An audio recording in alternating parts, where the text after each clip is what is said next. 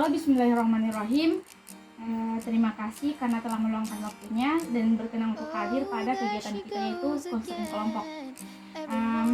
Nah, di sini sebelum membuka kegiatan ini ada lebih baiknya kalau kita membaca doa terlebih dahulu.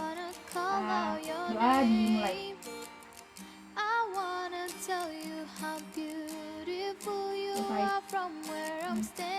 Oke, jadi kegiatan kali ini yaitu konseling kelompok. Nah, konseling kelompok sendiri itu merupakan kegiatan yang dilakukan secara berkelompok dan bertujuan untuk mengatasi permasalahan siswa. Nah, karena kegiatan kita pada kali ini itu membahas tentang masalah belajar, yaitu mengatasi tentang kemalasan belajar secara daring. Nah, adapun tujuan kita pada layanan kali ini yaitu yang pertama menganalisis masalah yang terjadi pada siswa. Kemudian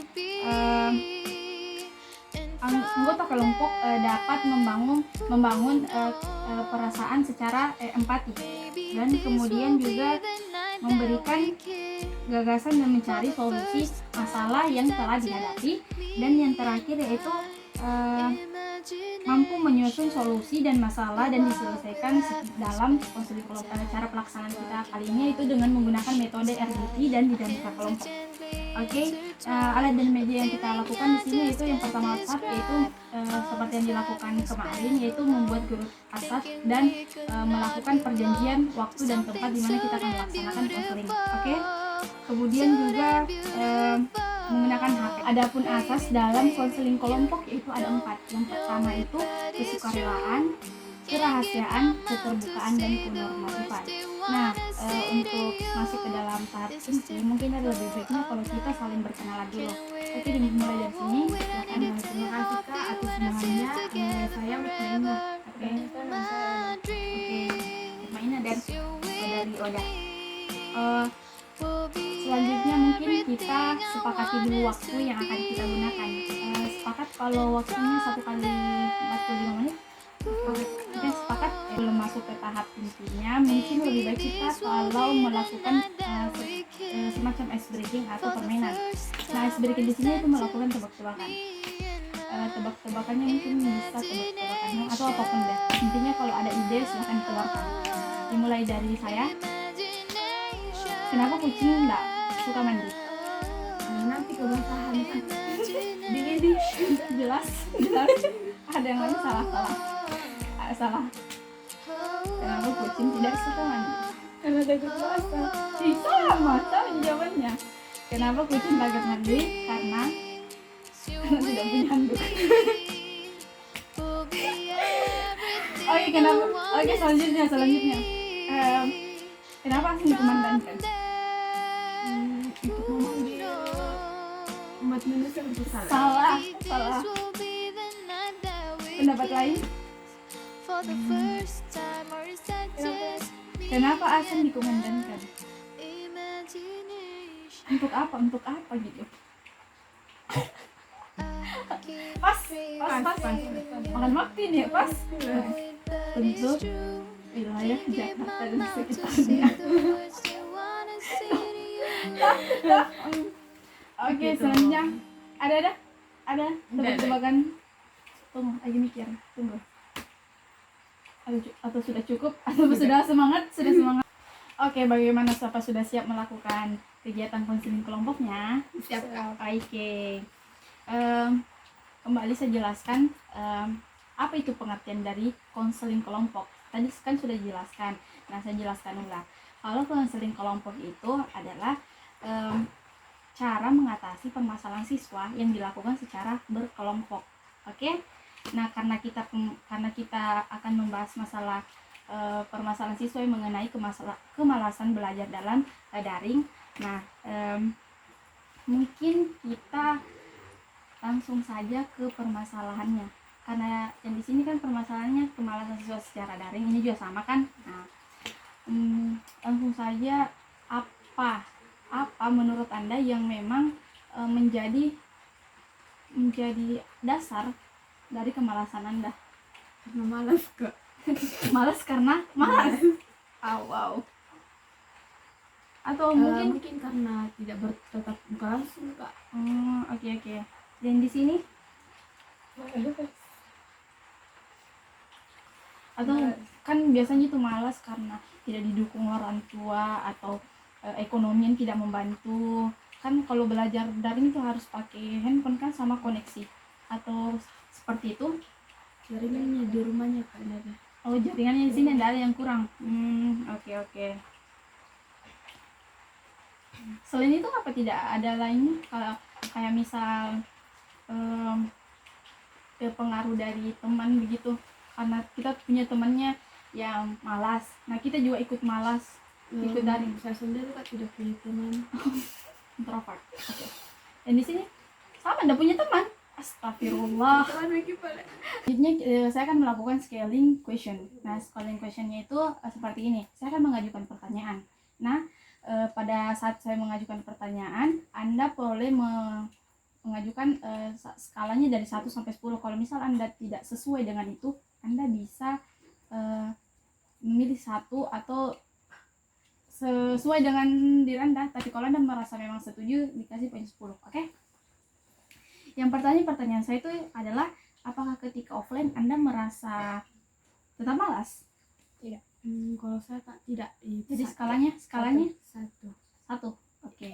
Pertanyaan kedua yaitu, apakah faktor utama dari kemalasan Anda dari faktor internal atau diri sendiri, misalnya karena sakit begitu? Setuju Kak. Setuju. Skalanya? Kalau saya 8. Nih. 9. Oke, 9. Kemudian yang ketiga itu, apakah orang tua tidak mendukung proses belajar Anda secara daring? Dia tidak memberi data, memberi kuota atau apapun gitu. Kalau saya Kak tidak, karena memang pribadi malas. Oke, malas. Skalanya? 1. Ini? Oke. Kemudian pertanyaan terakhir yaitu, apakah faktor kemalasan sekolah secara daring itu karena Anda merasa tertekan atau merasa tidak bebas? Kalau saya 5. Berarti kayak merasa tertekan, merasa tidak juga. Iya. Kalau di sini 6. Berarti lumayan kayak lebih bebas sedikit ya. Oke. Terima kasih atas jawabannya. Kemudian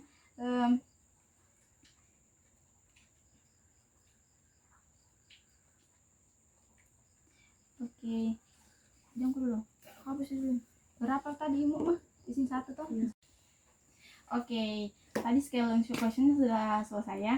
Nah, di sini ada skalanya yang sudah saya catat. Yang pertama itu pertanyaannya, apakah ketika offline Anda tetap malas? Di sini tidak setuju.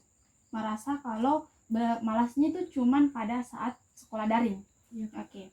Kemudian yang kedua itu faktor utamanya itu faktor internal. Setuju. Kalau dari dalam diri. Kemudian yang ketiga itu orang tua tidak mendukung, tidak setuju. Kemudian merasa tertekan, lumayan setuju, lumayan merasa tertekan dan merasa terbebani. Jadi karena kita sudah menetapkan sumber dan inti dari permasalahan kita, kayak permasalahan dalam belajarnya, mungkin bisa untuk saling bertukar pendapat karena kalau kita yang punya masalah, kayak kita juga lebih punya kayak titik terangnya. Jadi mungkin bisa saling memberikan saran karena masalah kita di sini karena faktor internal. Kira-kira apa yang bisa dilakukan atau saran agar faktor internalnya tidak semakin berkembang? Kalau saya untuk tidak lebih malas lagi, ketika dari itu kameranya dinyalakan supaya memfokuskan kita, terus memberi berkomunikasi sama teman-teman Kak, agar wawasan kita itu bertambah dan menarik untuk belajar. Oke. Dari sini saya membuka YouTube untuk mencari referensi saja, yang penting mencatat yang penting dan mencatat hal yang penting. Oke. Itu saran untuk internal. Kemudian kalau merasa tertekan atau tidak bebas ketika melakukan pelajaran secara daring, ada masukan saling memberikan saran. Kalau tertekan, Pengertian, komunikasi. Oke. Memberikan pengertian dan komunikasi. iya betul. Oke. Nah, kalau menurut saya untuk faktor internal dengan menggunakan ketika Zoom kita menyalakan kamera itu benar. Karena kalau kita melakukan Zoom dan menyalakan kamera, kita seperti lebih takut begitu kalau misalnya melakukan hal-hal aneh seperti tidur. Kadang orang itu kalau belajar Zoom dimatikan kamera terus tidur. Kemudian yaitu latih untuk berbicara, memberikan wawasan, untuk menambah wawasan, itu saya juga setuju. Kemudian YouTube, menggunakan YouTube, membuka YouTube. Kalau kan rata-rata orang itu sukanya menonton YouTube tapi tidak suka mencatat, begitu kan. Nah, ada lebih baiknya kalau misalnya kalau kita selesai melakukan sekolah atau pelajaran, kita membuka YouTube, karena di YouTube itu setahu saya itu secara singkat penjelasannya. Nah, dengan penjelasan singkatnya itu kita mungkin bisa catat secara garis besarnya, atau kalau punya buku kan, kalau misalnya ekonominya bagus, membeli buku terus diwarnai saja hal-hal pentingnya. Kemudian yaitu memberikan pengertian kepada orang tua. Nah, sebenarnya kalau memberikan pengertian kepada orang tua memang susah, tapi dengan menggunakan komunikasi hal itu bisa, atau tentu saja mungkin bisa terjadi begitu. Misalnya kalau kita merasa tertekan, kalau kita kuliah terus ada lagi disuruh misalnya membersihkan atau disuruh untuk memasak begitu, sebenarnya itu kan tidak fokus kitanya kan, langsung kita kayak malas begitu. Sebaiknya kita mengkomunikasikan bahwa hal ini penting dan ini untuk belajar saya, dan ini juga untuk meningkatkan nilai saya. Nah, mungkin seperti itu saran dari saya. Oke, kemudian mungkin simpulan dari kegiatan kali ini yaitu faktor utama dari kemalasan kita itu adalah faktor dari diri dan juga faktor dari luar, itu tekanan dari orang tua biasanya, karena kita merasa tidak bebas. Kemudian mungkin karena kita sudah menyimpulkan dan kita juga sudah tahu saran-saran dan hal-hal apa yang perlu kita lakukan dalam mengatasi masalah kita, mungkin kita bisa akhiri kegiatan kita kali ini. Dan juga terima kasih telah meluangkan waktu. Bagian terakhirnya memberikan kesan, bagaimana kesannya setelah melakukan konseling kelompok? Kalau saya Kak, dapat mungkin kedepannya bisa berubah dalam mengatasi kemalasan saya sendiri. Oke. Kalau dari sini lebih tahu cara untuk jangan malas. Oke. Terima kasih. Untuk menutup kegiatan kali ini mungkin yang lebihnya kalau kita berdoa terlebih dahulu. Oke, doa dimulai. Oke, doa selesai. Oke, assalamualaikum warahmatullahi wabarakatuh. Waalaikumsalam warahmatullahi wabarakatuh.